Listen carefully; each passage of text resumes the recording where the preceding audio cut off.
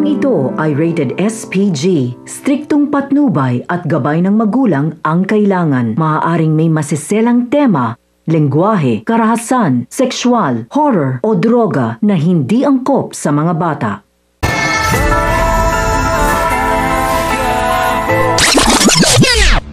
Talaga nga namang gagawin ni David ang lahat kahit magsinungaling at magnakaw para lang magyabang kay Camille. Dahil nga naubos na ang perang ninakaw ni David sa kanyang Kuya Tanggol ay gumawa siya ng paraan para muling magkapera.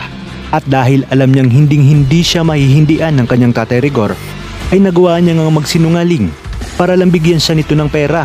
Kinabukasan, sa pag-alis ni David ng bahay ay wala siyang kaalam-alam na sinusundan na pala siya ng kanyang kapatid na si Santino at dito matutuklasan ni Santino kung gaano kayabang at kahambog ang kanyang kapatid na si David.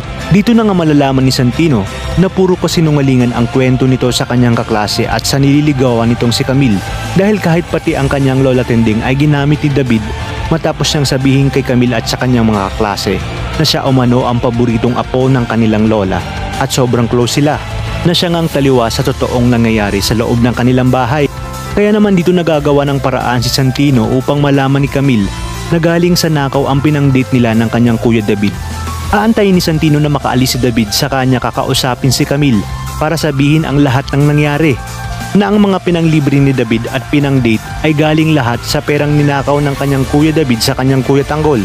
Dagdag pa ni Santino na ang mga pasasamukha ni David ay hindi dahil sa may tinulungan siyang matanda, kundi resulta ng pangbubugbog sa kanya ng Kuya Tanggol dahil nga sa pagnanakaw nito ng pera na dapat sanang ipangpapiansa sa kanilang lola tending. Giit pa ni Santino na sana'y huwag nang makarating pa sa kanyang Kuya David dahil paniguradong ito na naman ang sisimulan ng gulo. Maya-maya pa ay napagtanto ni Camille ang mga sinabi ni Santino at upang mapatunayan na totoo lahat ng ito ay huhulihin niya si David sa mismong mga salita nito na di na rin magtatagal ay mapapatunayan ni Camille na totoo ang sinabi ni Santino. Kaya naman paprangkahin niya na si David na huwag nang manligaw dahil kahit kailan ay hindi niya ito sasagutin dahil nga sa kagaspangan ng ugali nito. Ngunit paano na lang kaya pag nalaman ni David ang tunay na dahilan kung bakit siya binasted ni Camille? Kaya naman mga kapamilya, kapit lang dahil marami pa tayong dapat abangan dito lang sa bagong tinututukan ng sambayanan, ang FPJ's Batang Quiapo.